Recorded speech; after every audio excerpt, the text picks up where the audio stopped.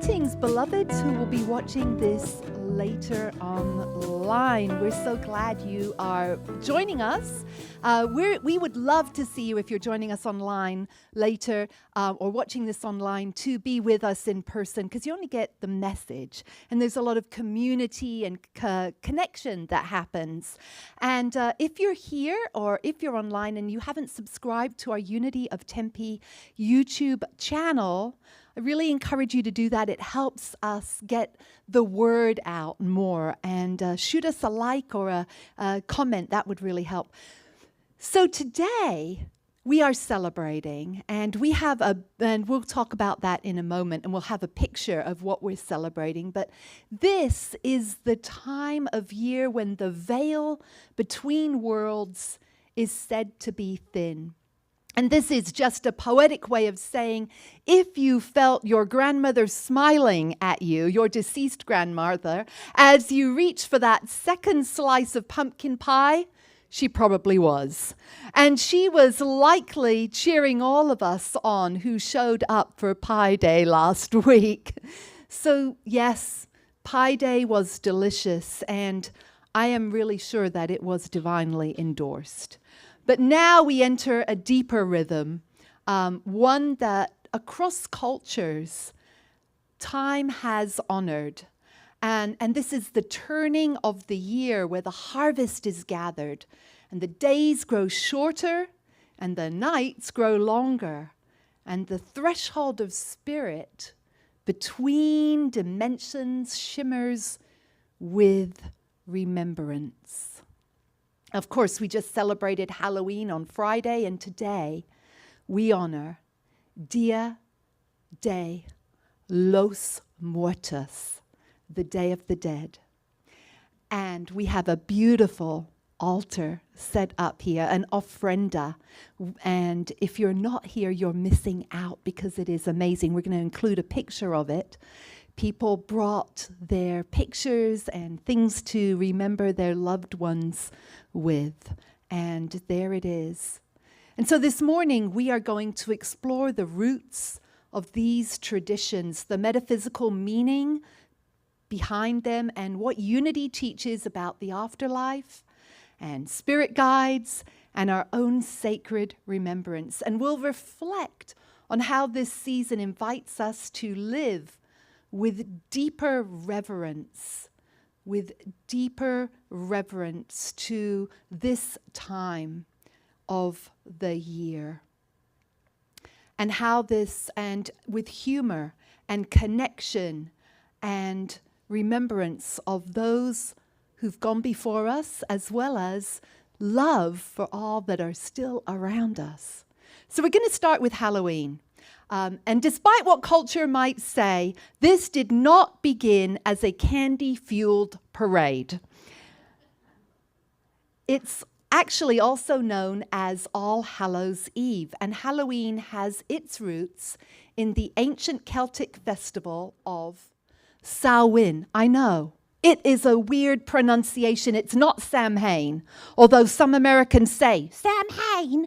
Let me do that again. Samhain. No, it's Samhain. That's the pronunciation, or Samhain. And this is it's very hard to say. I had to Google it several times. But it is a celebration marking the end of summer, the final harvest, and the beginning of the darker half of the year. Now, we don't turn our clocks back here in Arizona, so it's like it's a little darker, but it's not like everyone else has experienced a massive shift all of a sudden. But over 2,000 years ago, the Celts, who lived in what's now Ireland and the UK and northern France, they believed that on Samhain, the door to the other world opened, allowing departed spirits to visit the living. And they lit bonfires to guide their way, and food offerings were left to appease those less than friendly intentions. And to avoid being recognized by mischievous souls, people dressed in costumes, and they disguised themselves from wandering presences that might cause them harm. So last week, when I wore, and if you were here, you saw it, my Peace, Love, and Halloween t-shirt, it wasn't just festive. It was actually spiritual protection. I mean, who knew? So peace, love, and Halloween to any spirits around. And I am very sorry that I did not leave you some pie. Because Ron and I took delicious pie leftovers home. I didn't bring pie. I brought those little roll-ups. And I tell you, we enjoyed every single last morsel. I'm not going to embarrass anyone by telling you whose particular pies I enjoyed the most. But oh my goodness, there was not a scrap left. And speaking of treats, as centuries passed, people began dressing up as ghosts and ghouls, not just to ward off spirits, but to earn snacks, to earn Scooby snacks, in fact. And the custom known as mumming dates back to the Middle Ages, and it involved performing antics and in exchange for food and drink. And there was also souling, where poor folks visited wealthy homes to offer prayers for the dead in exchange for soul cakes, which was a delicious type of little cake, apparently, with raisins and all sorts of things in it that was nutrient-rich, I should say. And in Scotland and Ireland, kids took part in geezing, which was dressing up and going door to door, performing songs or jokes before collecting treats like fruit, nuts, or coins. Now, by the early 9th century, Christianity had woven itself into Celtic lands, and the church designated November the 1st as All Saints' Day and November 2nd as All Souls' Day to honor the lives of saints and departed souls. So now we're going to talk about Dia de los Muertos. I hope I'm doing pronunciation okay. I've practiced, and I told Ron, you're not doing it right, because that is what he'll do. We'll go, you're pronouncing it wrong. So I hope I'm doing okay. How am I doing, Joe? Is it reasonable pronunciation? Okay, thank you. But the earliest forms of this festival trace back to ancient times and to indigenous rituals honoring the dead, especially those tied to the Aztec god of the underworld. And this holiday, rooted in what is now Mexico, centers on the belief that after death, souls journey through 9 levels to reach final peace in Mictlan. How do you say it? Mictlan? Something. Mictlan, the land of the dead. So Dia de los Muertos, it's about remembering. And it's about celebrating and welcoming the spirits of those we love, making space for their presence. And it's about honoring the love that never left, inviting them to be part of this holiday, which is exactly what we're doing today. So the official celebration is November 1st to 2nd, which is why we're doing this really awesome thing today, because it is the actual day for it. But I learned this year from Joe that the animals of departed, loved furry ones and scaled ones and finned ones, actually arrived on October 28th this year. So yes, your dog might be sniffing around the ofrenda for a snack. And Megan, one of our beloved cats in the great beyond, well, she would have gone for the pizza. Yeah. I love this. Definitely Megan eating pizza right there. So it's believed that when families leave offerings of food, light candles, and place photos on an ofrenda, a community one or one in the home, that their loved ones are welcomed back to the land of the living. And even if you put a name on there, welcome back to the land of the living for this holiday. And these ofrendas, as you can see, they are colorful and they're personal and they reflect the passions of the person remembered. And bright orange marigolds. Oh, these marigolds, lovely. They came from Gail's yard in the front. She grows these in the front. She lives in a condo and she gets to grow these. Aren't they amazing? They smell enticingly. And they are said to invite the spirits back with their scent and their beautiful color. And paper banners. Now, I made some here. They're kind of really not very good. I meant to order some off of Amazon and I missed the deadline, so I made some. And I thought they'd be much easier to do than they were. But the paper banners right here, you can see a little bit right here, they are to remind us of the fleetingness of life. They're actually supposed to flutter in the breeze. And skulls and skeletons, and we have some represented over there. We have some kitty ones from David, thank you, and Randy bringing those in, and some other ones. And those, far from being frightening, are just a nod to the fact that every single one of us will make that journey to the other side one day. And people dress in vibrant costumes, they play music and dance, not just for fun, but to entice the spirits to join the celebration. I bet they're being enticed here today. Being quiet for a moment and feeling the energy of our loved ones here. And food, yes, because apparently, even in the afterlife, a good tamale and a cup of chocolate are hard to resist. And Dia de los Muertos reminds us that love does not end when someone dies. It lives on in how we remember. When we gather and we tell stories and we light candles and we create an ofrenda together and we feel those loved ones close. When we share their favorite foods and our grief becomes connection. And joy becomes part of the remembering, threaded through the honoring of our ancestors, our loved ones, and the luminous thread that connects all life.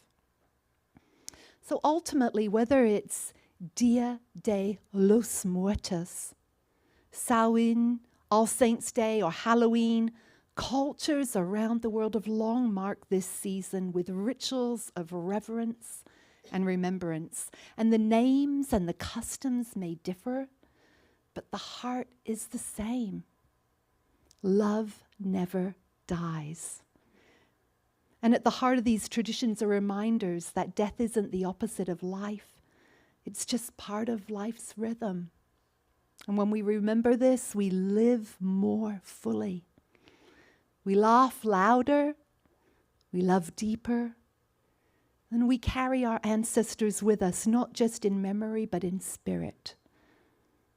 Present both in our sorrows and in our gladness. And we grieve because we love. So now let's talk about reverence and remembrance. So reverence, metaphysically speaking, is the soul's recognition of the sacred in all things. And it's not just respect, it's a deep, heart-centered awareness that life is holy and interconnected. It's spiritual alignment, a quiet bow to the divine presence within ourselves, within others, within animals, within nature, and even in the unseen realms. So to live with reverence is to walk gently, speak truthfully, and love profoundly. It is to know that every moment, every breath, every breath is part of the one. And in unity, reverence is not reserved for just rare moments. It's the attitude of awe for the sacredness of life grounded in the presence of God. We can decide to do absolutely anything consciously and with reverence. Light candles, create an ofrenda, read a meditation, read a prayer, read the daily word, do the washing up, make dinner, call a friend, make pie, eat the pie, clean the cat litter boxes. Now, remembrance. To remember is to draw the ones we love into our conscious presence, to acknowledge their ongoing place in our spiritual being. And in unity, we sense death and see death not as extinction, but as a continuity of consciousness, a shift into another phase of existence. And the Bhagavad Gita says, for the soul, there is never birth nor death, nor having once been does it ever cease to be. And C.S. Lewis said, you don't have a soul. You are a soul. You have a body. And in unity, we believe that life is eternal. We are spiritual beings having a human experience. Consciousness continues, and death is a doorway, and it is not an ending. Now, while unity does not have an official doctrine or opinion on spirit guides, its teachings leave room for personal experiences of divine guidance, including the presence of loved ones, ancestors, and spiritual companions.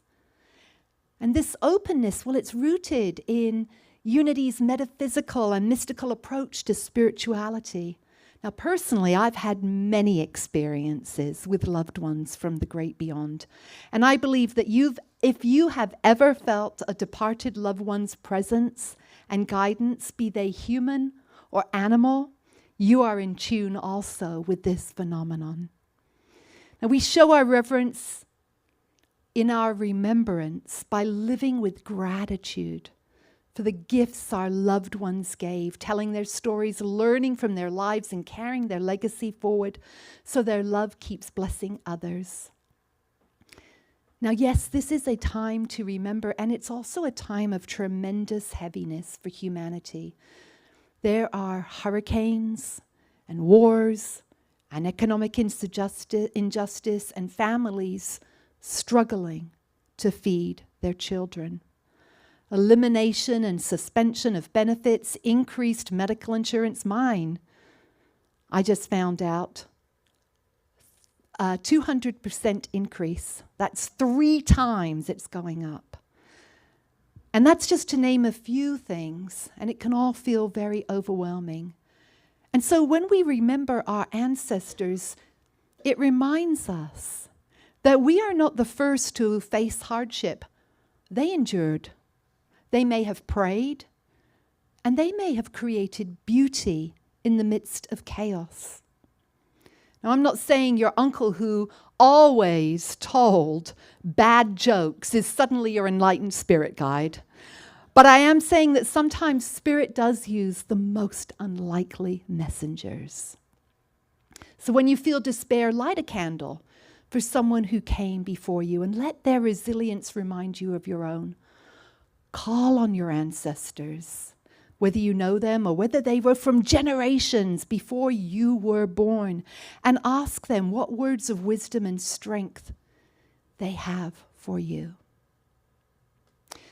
And so now we're going to move into a meditation, and this is a space to connect with what I've spoken about today, to connect it to your own experience. So I invite you to let your breath be your anchor, and let your heart be your guide. Place your feet, if it's comfortable for you, flat on the floor, your palms up if it's comfortable for you, and take a deep breath.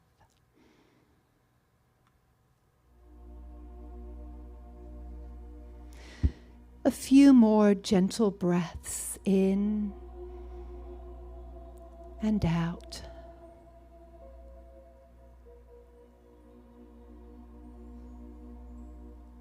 And with each breath, allow your body to relax even further. Breathing and relaxing and breathing.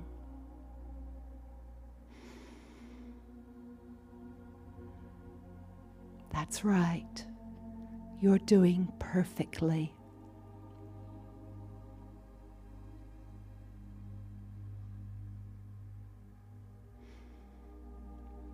And now bring to mind a loved one, human or animal, who has crossed into the next dimension of life.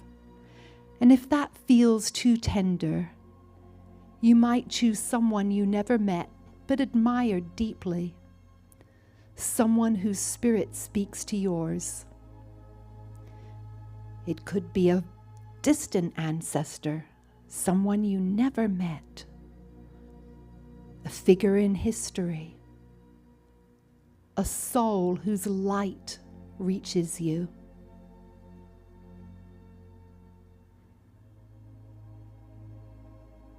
Let their image rise gently in your heart.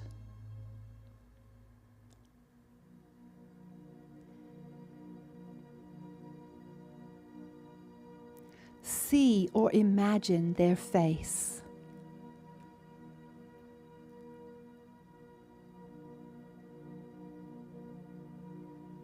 Feel their presence.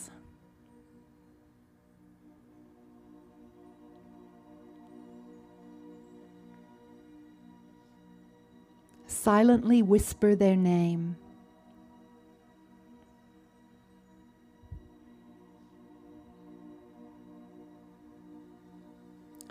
Now imagine them standing beside you or sitting beside you, not as a memory, but as a guide.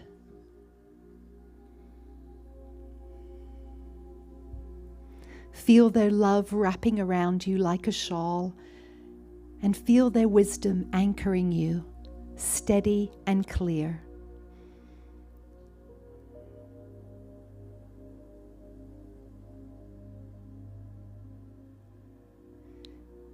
Feel their joy nudging you forward, saying, I walk with you always. Let their energy infuse your breath. Let their courage stir your own. Let their light remind you you are never alone. And if they have something special to say to you, hear it now.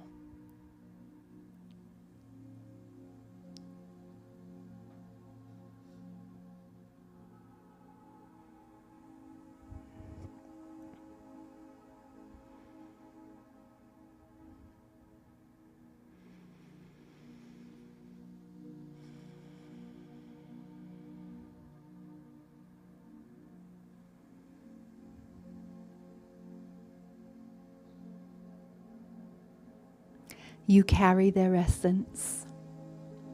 You carry their laughter. You carry their legacy. You are infinitely connected.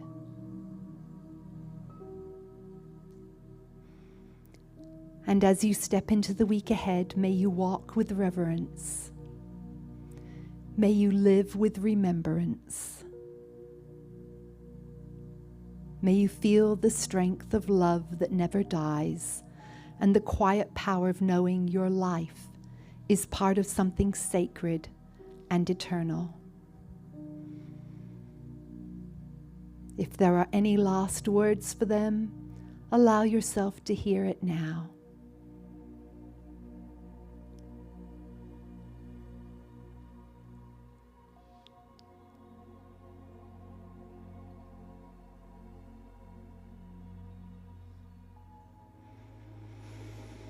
Taking a deep breath and giving thanks.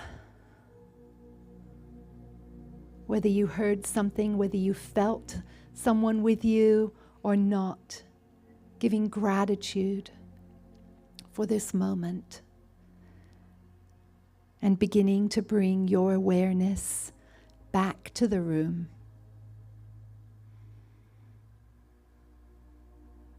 Notice your breath again and begin to wriggle your fingers and your toes, and just move a little bit, coming back, coming back. And when you're ready, opening your eyes. And welcome back.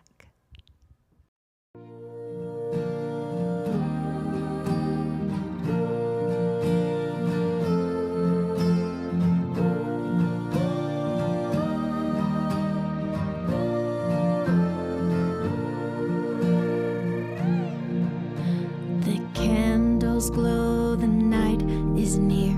Our loved ones' spirits gather here. We set the table and remember those who've passed. We sing so tender. Day of the Dead we honor with love. Flowers below and stars up above. With songs and stories, hearts so bright. Memories bring back those we lost for the night. Marigolds bloom in orange and gold. Pictures and memories gently unfold. We'll drink chocolate con pan and invite our loved ones to come from Mictlan. Day of the Dead we honor with love. Flowers below and stars up above. With songs and stories, hearts so bright. Memories bring back those we lost for the night. The morning comes, the candles turn small. The love still grows, it touches us all. They're in our hearts and they're in our song. Their spirits guide us all year long. Day of the Dead we honor with love. Flowers below and stars up above. With songs and stories, hearts so bright. Memories bring back those we lost for the night.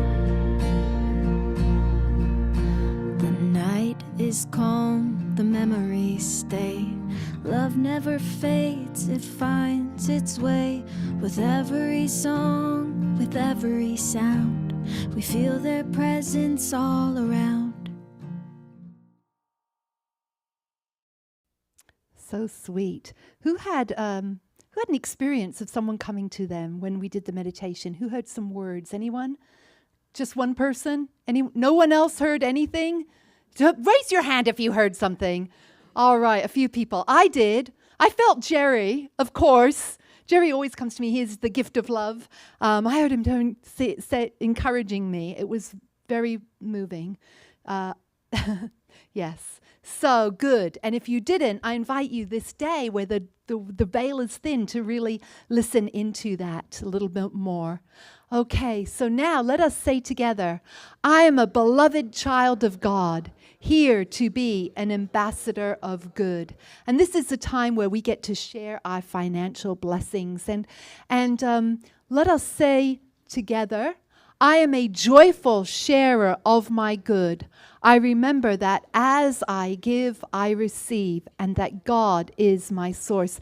And we really appreciate your giving. It does take money to keep Unity of Tempe operating, and we had a couple of months that were a little not meeting our goals. So we appreciate you your gifts, your tithes, and giving to Unity of Tempe. It really helps us and supports us here. So thank you, thank you, thank you. And those of you online, if you are giving, we appreciate you so much too as well. And thank you, Karen and Ruth, for your contributions of helping us right now with this.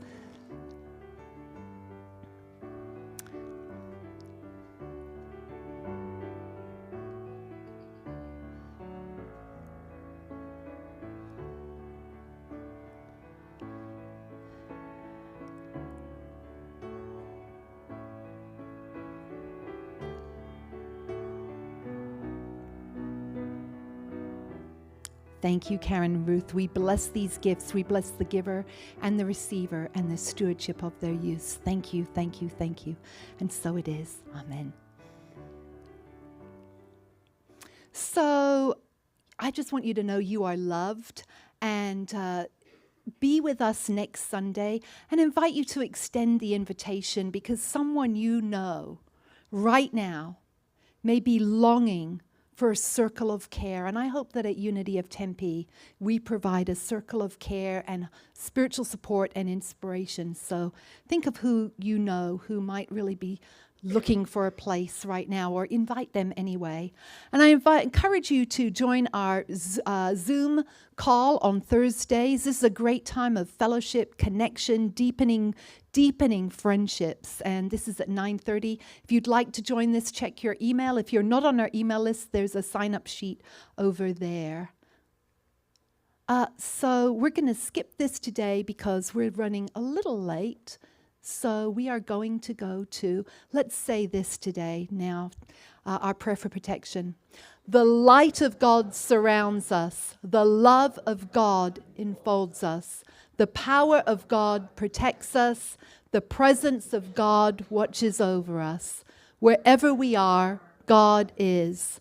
All is well, and we are grateful. Yes, indeed, we are grateful.